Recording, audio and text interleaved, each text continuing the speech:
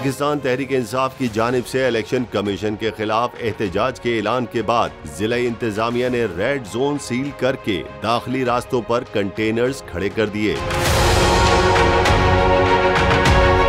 मुजाहिरीन या किसी भी गैर मुतालिका शख्स को रेड जोन में दाखिले की इजाजत नहीं, जबकि anti rights force, rangers, FC और पुलिस रेड जोन में तैनात की जाएगी।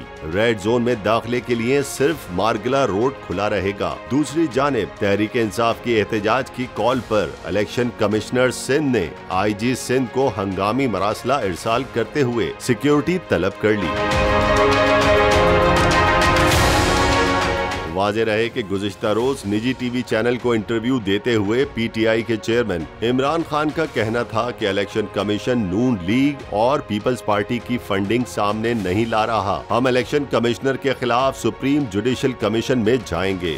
हम इलेक्शन कमीशन के सामने पुरअमन एहतजाज करेंगे, रेड जोन में नहीं जाएंगे। इलेक्शन कमिश्नर ने हमें फॉरेन फंडेड कहकर हमारी तौहीन की है।